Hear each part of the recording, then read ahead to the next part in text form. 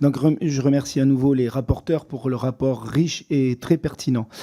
La suppression de la contribution à l'audiovisuel public, la réforme de fusion des médias publics et sans doute la baisse des dotations prévues au PLF 2025, c'est des coups portés au groupe France Médias Monde. France Médias Monde, c'est pourtant un outil indispensable au rayonnement de la France.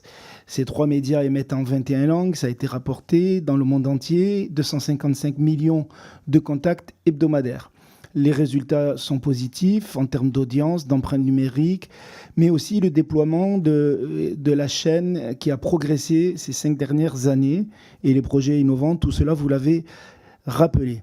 Ce qui fait son succès, c'est sa ligne éditoriale et les valeurs qu'elle porte, c'est-à-dire une information libre, indépendante et vérifiée.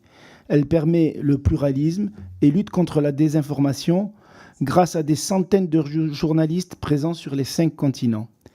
Et je voudrais saluer cela. D'abord, c'est le résultat donc de ce travail de ces équipes de journalistes qu'il faut donc reconnaître et saluer.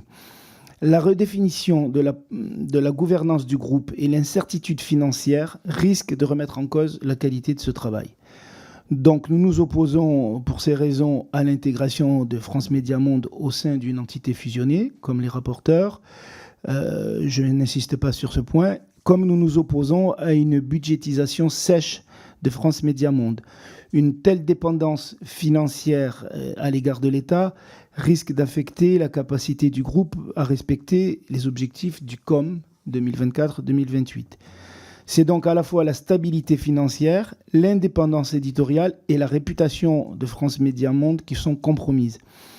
Dans le contexte de guerre informationnelle et de tentatives de déstabilisation menées par les États autoritaires, en particulier la Russie, il est essentiel de protéger et de garantir ce travail indépendant de France Médias Monde.